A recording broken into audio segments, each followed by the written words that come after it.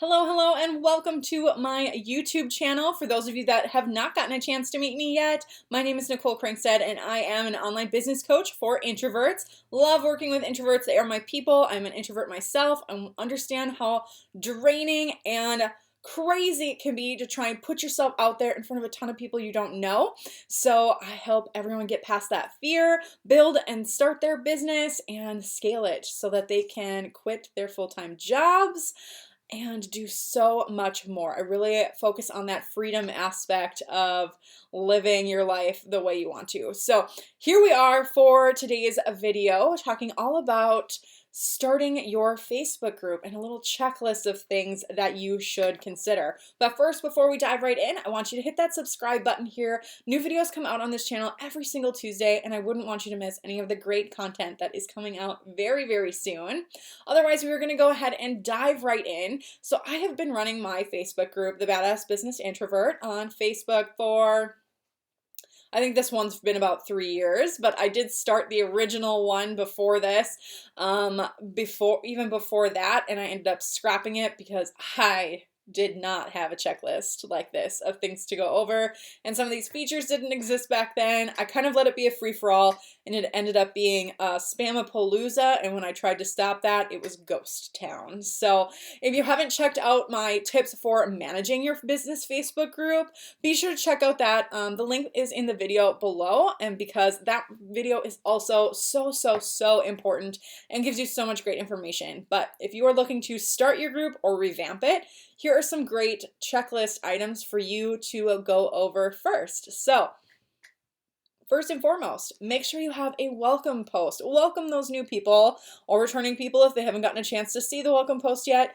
into your Facebook group. Make them feel welcome and at home, because you want this to be a community, because that's what Facebook groups are. They are a community. Sure, it is a place where you're trying to attract and nurture your ideal client, but it's not all about closing the sale when you're in there. You want them to feel welcome. You want them to feel like this is a place where they can be comfortable sharing their own content, teaching others, asking questions, receiving feedback. You want them to feel welcome, so you need to welcome them. So go ahead and put together a welcome post. You'll also want to work on a group description. So usually my welcome post and my group description are pretty much the same thing.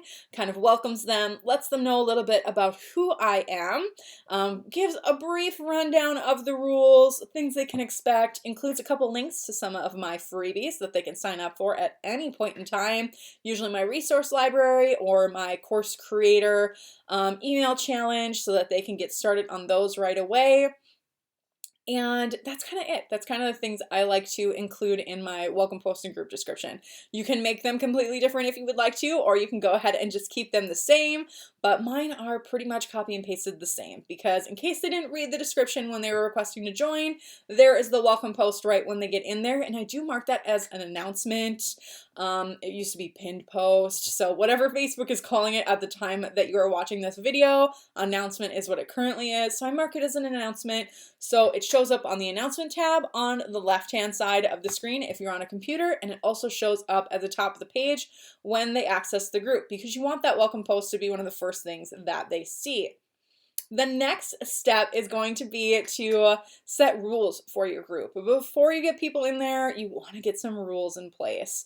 And if you don't have rules in place and you're looking to revamp, then it's time to add some rules. I'm not saying you have to be like super strict with your rules and make it so that no one wants to do anything in fear of getting booted or in fear of breaking the rules, but having some sort of guidelines in place is very important. I'm going to pop over here while I'm talking and bring up my group so I can give you an example of some of the rules that I have in my business group. So my rules include a rule about promotions, so it's up to you as the group admin on what you would like to do with promotions. If you are going to allow people to promote a free-for-all and let them post whenever they want with promotions, if you're going to encourage an 80-20 kind of rule, 80% value, 20% promotion, if you're going to allow just free posts or free promos all the time, then you can go ahead and do that. I personally have chosen to go with the promo thread post method. So a few times a week I have different promotional threads, and people just comment on those threads with their promotions, whether it's social media links, their freebies, paid promotions, whatever it may be. So promoting, you really want to make sure you have a rule on that, because if not, it will be spam palooza like I told you that my first group was, and it was no fun. Everyone just came in there to drop their links and leave. There was no networking. No one was listening to anything I had to say, and it just wasn't great. So some sort of outline there for people is a very good idea. Number 2 for my group rules is about no bot posting or commenting. There are bot programs out there that people sign up for to have bots auto post in your group or auto comment. I find them super annoying, so I do not allow them, because those people never actually come and interact in the group. They just bot post and nothing else. I have my third one is saying that live videos are welcome. People are welcome to do live videos. There are a lot of groups that don't allow that, so keep that in mind if that's something you'd like to offer or not. Number 4 is about being kind, because let's be real, we don't need any sort of nastiness. And then number 5 kind of goes with that as well, with no hate speech or bullying, because we want this to be a happy and supportive environment. So get those rules set for your group, whatever they need to be. That was just kind of a really good guideline. And you can see the typed version of all of these in my Facebook group, The Badass Business Introvert. Link below if you kind of want to check out what they are from there, copy ones that you like, whatever it may be. So next thing you definitely need for your Facebook group is a header cover photo. So bonus if it includes you. If I bring this up on my phone really quick, maybe I can show you what mine looks like on mobile. But having a header photo on your group is super, super important. If not, Facebook auto-populates like this really weird thing. So you can see right there, I've got a header photo right there, and look, there I am. So getting that on there is gonna be really important. I love when the header photos, you guys, include the group admin and like a real picture of you, because then I'm like, oh, okay, cool, that's who's running this group, and I can see that right away. So next thing you need to do is edit your group settings. And there's a whole bunch of different settings out there, and so I'm going to highlight just a few of them that I think are fairly important. You want to set your group type.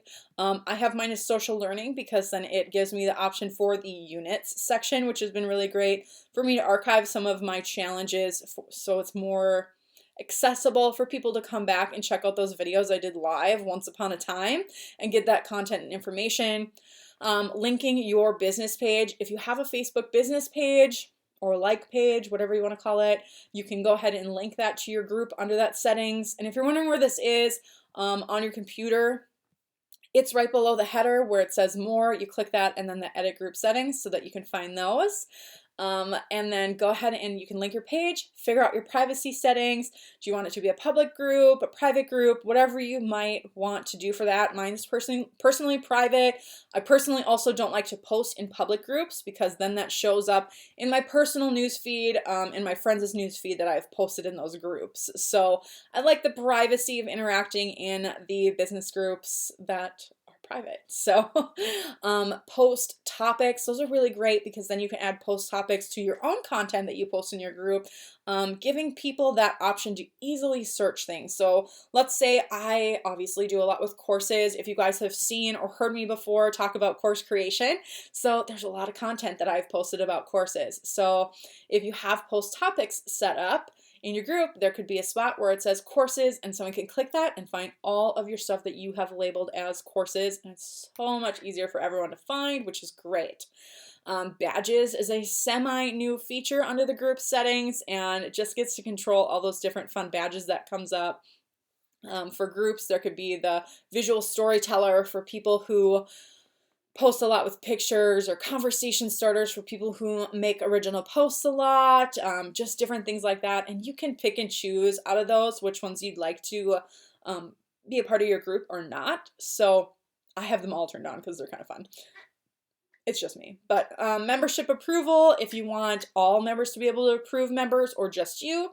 I personally have it so just I can, because the next thing on here is the group join questions. And if someone else is accepting those member requests, then I'm never seeing the content that people put in those group join questions. Group join questions are a really great way to find out how people found your group. I find it a lot that Facebook recommends my group. So, and people put that in there, or they find me from Pinterest, or people find me from YouTube. So it's a really great way to figure out where my traffic is coming from. Another thing that I like to ask is what people are struggling with, because I typically message new members and ask how I can help them and mention what they're struggling with that they mentioned when they filled out those questions. And then I have an optional include your email to join the email list. And that does need to remain optional if you are going to include the email list per GDPR guidelines. So make sure you are staying legal with all the email list and privacy rules and regulations. So don't forget that. The next one goes into post approval.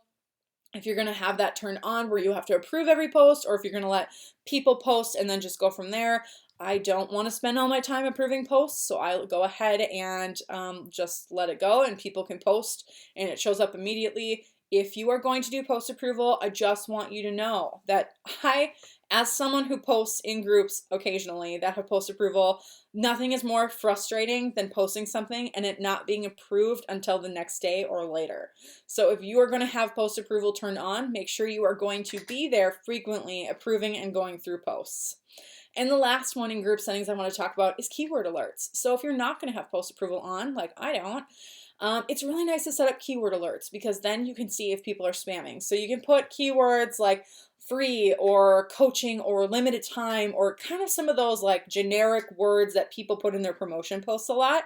And you can go ahead and put that in there as a keyword alert, and then Facebook will notify you when one of the members has made a post that relates to that keyword, which is super easy then because then it kind of has its own section in the group where I can go review those personally. No one else can see it, just me, and no one gets notified about the alert, just me.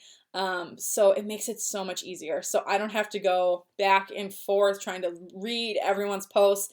If it's got the keywords on there, then it will alert me, and kind of trial and error and figuring out which ones people are probably using within your group. But that one is a super cool and more recent tool on there as well, and I absolutely love it. So, like I said at the beginning of this video, if you're already running a Facebook group and you're just looking for some more tips to manage your group better, or if that's your next step, check out the description of this video below because there is a link to 5 tips for managing your Facebook group.